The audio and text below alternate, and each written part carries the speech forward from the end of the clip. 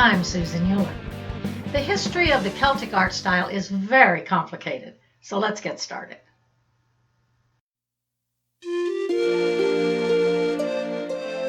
In the United States, when most people hear the term Celtic art, they think of Ireland.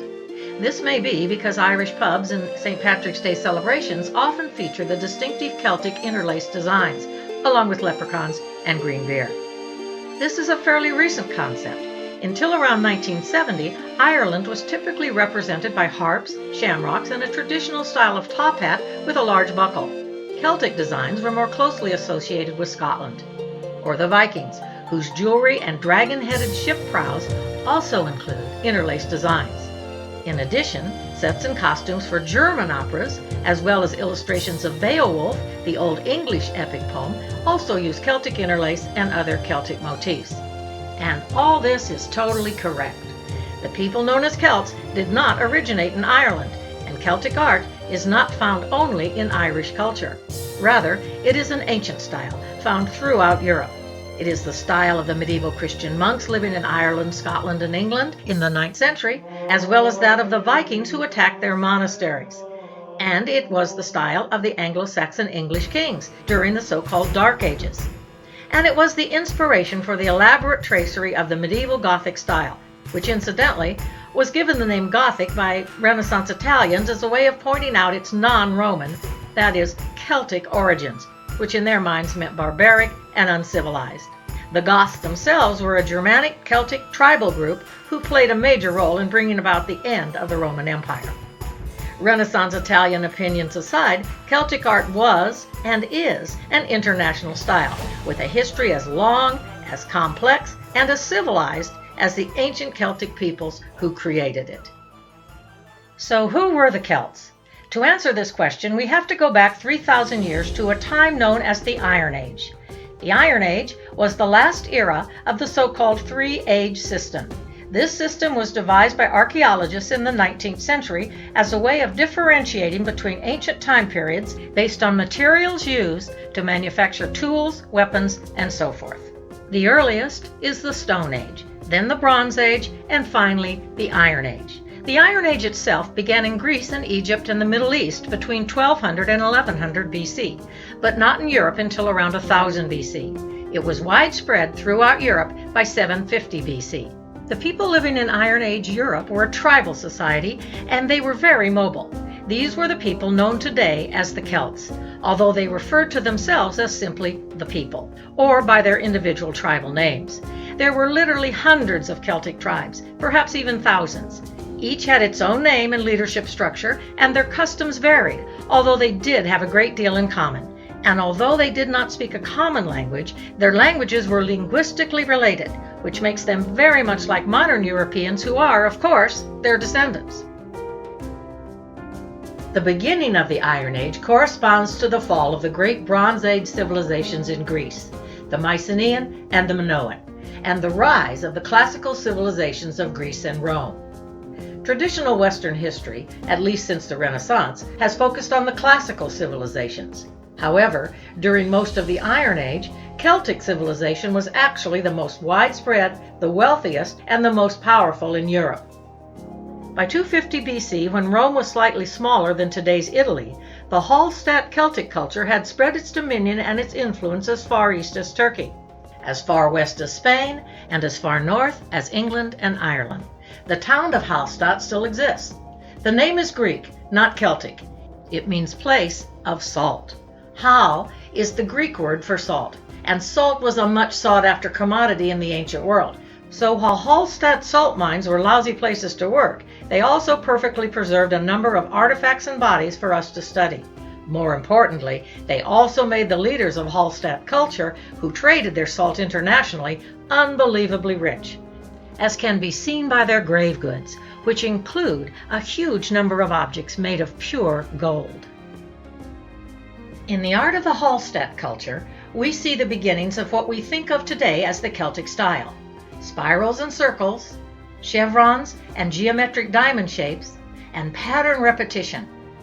Spirals, circles, and diamond shapes also figure prominently in Neolithic art from Ireland, Scotland, and the Orkney Islands.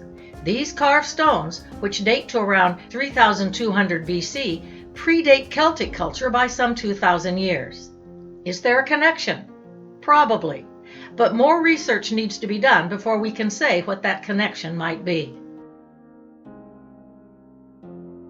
The Latane culture was an extension of the earlier Hallstatt. It was named for an area of Lake Neuchâtel in Switzerland where the first Latane artifacts were discovered. It was an international style found throughout Europe during the late Iron Age. Like Hallstatt, Latane artists were noted for metalwork.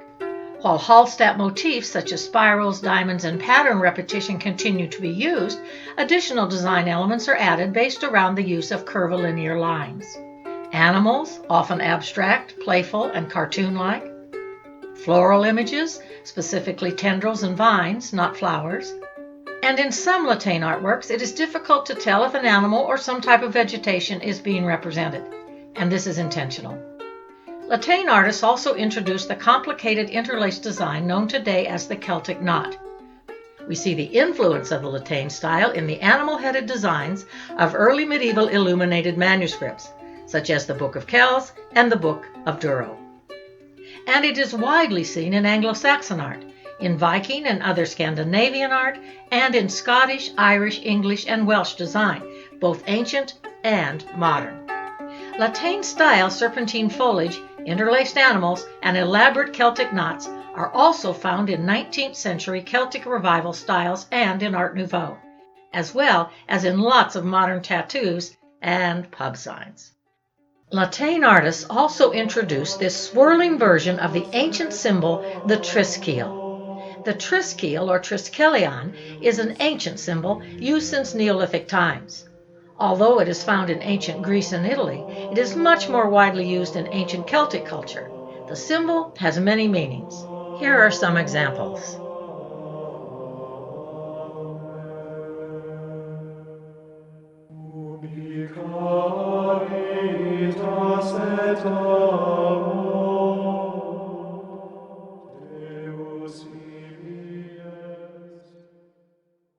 It was during the Latane period, around 500 BC, that the word Keltoi was first used by the Greeks. The origin of the term is murky. Some scholars think it meant foreigner and referred to northern European peoples living away from their place of origin. It was certainly meant as a criticism, the subtext of which was barbarian. The Celts themselves never used it. The Romans referred to the Celts as both Celtae and Galli, as in all Gaul is divided into 3 parts. This sculpture depicting the bravery of a dying Celtic warrior once belonged to Julius Caesar. A word about pronunciation. Although the word Celt is sometimes pronounced with an S sound, as in the Boston Celtics, the K sound is now preferred because it's more true to the original Greek and Latin pronunciation. So why then is the name Caesar pronounced with an S sound? Well, in Latin it's not. It's Kaiser, with a K sound, the same as the German leader, the Kaiser, which means Caesar, by the way, just so you know. In modern times, the first reference to the Irish specifically as Celts followed the Catholic Emancipation Act of 1829, which led to a movement promoting Irish national identity based on rediscovering and reaffirming their Celtic past. This is known as Celtic Revival in art and in literature. Because the Iron Age Celts had no written language, much of the information used to reconstruct the Celtic past is based on oral tradition, myths, and legends. Not that oral tradition is necessarily incorrect, or that the people and the events appearing in the Celtic legends are all made up. On the contrary, the Iliad and the Odyssey have shown that oral tradition is often based on fact. But except from what can be inferred from the archaeological record, we have no way of knowing for certain what the ancient Celts thought, believed, or felt, except from Roman sources. The Romans wrote many eyewitness accounts about the Celtic tribes, documenting their beliefs and their way of life, at least as the Romans interpreted it. Although not always complimentary, the Romans had a grudging respect for Celtic bravery, loyalty, and fierceness in battle. As they should. The Celts were dangerous adversaries. It is through Roman sources that we learn the names and events surrounding many great Celtic leaders, such as Vercingetorix, Arminius, called Hermann in Germany, Caratacus, And my personal favorite, Boudica, Queen of the Iceni. Boudica united the British tribes against the invading legions of Nero in 61 AD. The story of Boudica's revolt is told in my historical novel, The Fires of Menai, which is based on events described in the writings of the Roman historian Cornelius Tacitus. To buy a copy, simply Google Susan Euler, The Fires of Menai.